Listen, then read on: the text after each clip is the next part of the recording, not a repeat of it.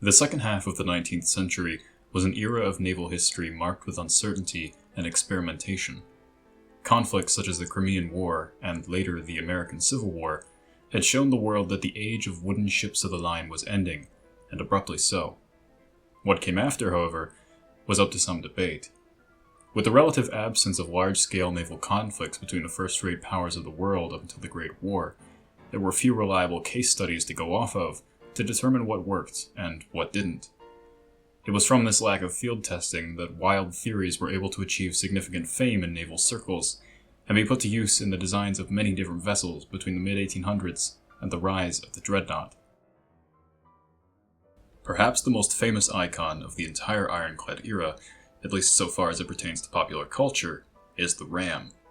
It was an equally simple and barbaric tool, requiring the full brunt of a warship to make physical contact with another, like in the age of the Greeks and Romans, and captured the imagination of onlookers just as it does today in many casual historians.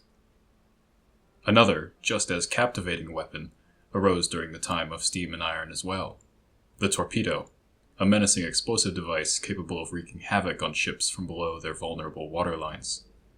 On the surface, neither of these weapons shared much in common, and yet in the cauldron of experimentation in the late 19th century, they would be Frankenstein together in a new, if only fleeting, class of warships known as the torpedo rams.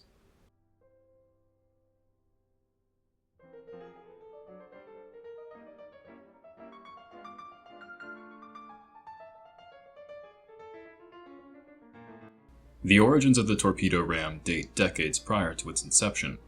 The ironclad period was a time of rapid technological development, but burdened by minimal large-scale combat instances between European powers to confirm or deny what worked and what didn't in repeated instances. A variety of schools of thought emerged, some far more radical than others, so much so that it's difficult to see them ever gaining traction in an environment outside of the tumultuous time of naval history in the later Victorian period. The ram was one of those ideas, and a highly influential one at that. Much of the popularity attributed to the ram in the second half of the 19th century can be traced back to a few instances of its successful usage in combat. In the American Civil War, for example, which is generally considered the out-of-the-frying-pan moment for ironclad warships, the famed CSS Virginia rammed and sank the wooden frigate Cumberland at the 1862 Battle of Hampton Roads. In that very same battle, the Monitor would later duel Virginia, in the first head-to-head engagement between two ironclads, though neither inflicted serious damage to the other with their cannon shot. 4 years later, in 1866, at the Battle of Lissa during the Italian Wars of Independence, the Austrian iron-plated ship Ferdinand Max rammed and sank the Re d'Italia, an Italian ironclad. These were only two cases, but they in large part helped the campaign of those naval officers and architects who endorsed the ram as the weapon of the future, despite the dubious efficiency of it even in ideal conditions. The Cumberland was an old wooden sailing ship, very susceptible to the Virginia's iron-plated bow, and the Virginia herself nearly sank when a ram could not be pulled out. The Re d'Italia had been dead in the water when she was struck by Ferdinand Max, making neither of the scenarios in which ramming had proved decisive very reliable cases. Still, solid shot had been repeatedly proven ineffective in other battles against iron-plated or hulled ships, and while the explosive shell had been around for some time, the guns that used them were generally slow and cumbersome, allowing for the theoretical possibility of a ramming maneuver under the right condition by steam-propelled warships. Though the so-called ram craze was not a monolith, and only a small number of military minds promoted its more radical applications, there were few in the world's modern navies who entirely opposed the idea. British Admiral of the Fleet Gerard Knoll wrote confidently in 1874 that there can be little doubt of the prominent part that rams will play in the next naval battle. The reintroduction of the ram back into navies in the late 19th century was so prominent that it wasn't until the commissioning of the all-big-gun HMS Dreadnought in 1906 that warships stopped being expressly constructed with purpose-built rams on their bows. The advent and innovation of the torpedo during the same time period, whilst not quite as sensational, remained equally experimental for several decades. Prior to what we know today as the self-propelled torpedo, the term torpedo broadly encompassed any underwater explosive device, namely mines. The mounting of similar weaponry onto ships began with the spar torpedo, which was, in essence, an explosive attached to a long shaft to keep the detonation a safe enough distance away from its operators. The craft in question would, in theory, approach a larger ship, dip the spar underwater, detonate the charge, and then hurriedly retreat. Small boats mounted with spar torpedoes had seen military action as early as the War of 1812, but their popularity would not be truly realized until the 1860s, when they drew first blood in the American Civil War.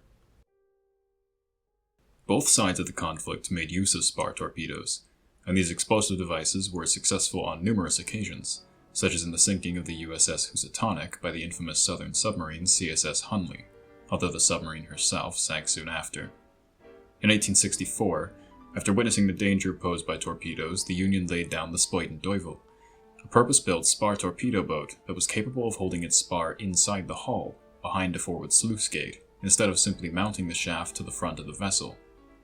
By design, the retractable spar could in theory load the explosive while the shaft was inside, and then extend out towards an enemy ship, leave the explosive, and retract the shaft, detonating the charge, whereupon the water-filled holding space would be pumped out.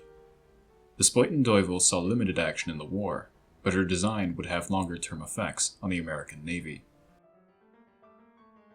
In the years following the Civil War, the United States Navy's budget was slashed significantly, and its policies went on to be based around a loose collection of coastal defense vessels mostly composed of Monitor-style warships, which by the 1870s were an outdated design in comparison to the vessels being laid down in Europe.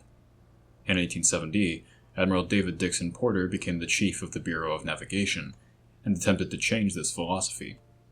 Porter was a strong advocate for coastal fleets made of light ships, armed with rams and torpedoes, which could swiftly outflank and decisively destroy larger enemy vessels. He was inspired by the design of the USS Spuyten-Duyvil, and used it as a baseline concept to expand upon.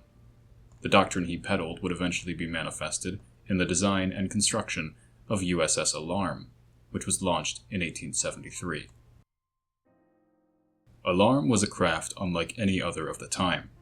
She was a torpedo boat that shared several aspects in common with the Spuyten-Duyvil, most prominently a retractable spar stored inside the hull, but at the same time was wholly different from other light warships. Porter had envisioned her to function as a torpedo ram, the first of its kind, and the bow of the Alarm was made of a 24-foot-long ram for this purpose. It was inside of the ram where the steam-powered operating gear for the spar torpedo was held, and from the ram's end was where it would extend out through metal clamps. The additional distance provided by the ram improved both the crew and ship's ability to avoid damage from their own torpedo detonation, and other safety improvements were made to allow the vessel to take a further beating. The ship had a double hull, and was built with multiple watertight compartments to reduce the risk of sinking, an innovative design at the time. The Alarm was a true jack of all trades, but certainly a master of none. In addition to her ram and the spar torpedo housed within, a 15-inch heavy Dahlgren gun was mounted at her fore, and Gatling guns were supposed to be installed on the port and starboard sides to prevent other light vessels from engaging her. In this way, she was not only a torpedo boat and a fast-moving ram, but also a small gunboat. The double-hull construction of Alarm theoretically allowed her to be partially flooded, thus reducing her profile and making her harder to hit by enemy vessels. As designed, she was meant to, under ideal conditions, rapidly approach an enemy ship, then strike its hull below the waterline with the torpedo, while the Dahlgren gun dealt damage above water, and if all else failed, the ram could be used instead. Despite several advanced aspects in the ship's design, there were serious flaws that reduced any effectiveness she might have otherwise had. The most egregious of these was her propulsion system. In order to attain the speed and agility to perform her duties, the Alarm was fitted with a Fowler wheel, an experimental paddle wheel-shaped propeller made of multiple flaps which could be moved in order to enhance turning. The unique system did allow the boat to make very tight turns relative to her size, but it had a dire effect on her speed, reducing it to a maximum of only 9 knots instead of the planned 13. Completely unacceptable for a craft whose sole purpose was rapid and decisive strikes.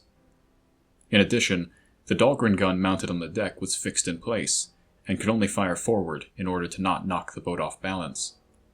What that meant was that Alarm was effectively useless in a combat scenario unless she had her bow facing the enemy dead on. Despite Porter's vision, USS Alarm was never considered anything more to the Navy than an experimental ship.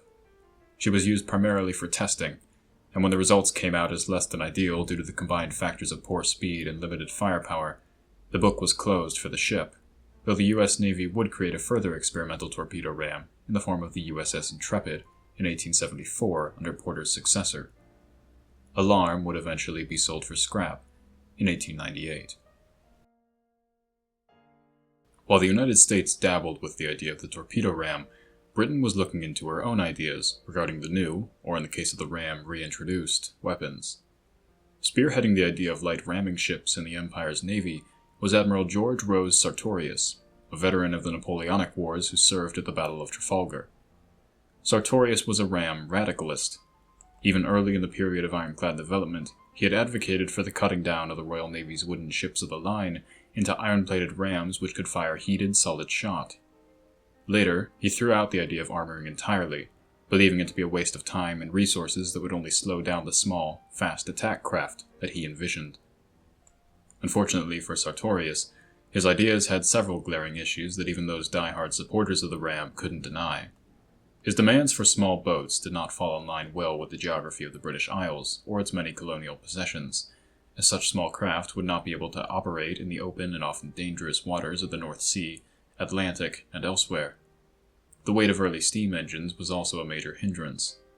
As a rule of thumb, the faster a ship needed to go, the larger its engines had to be, meaning small craft were practically impossible to make if they wanted to retain any sort of acceptable speed for making hit-and-run attacks.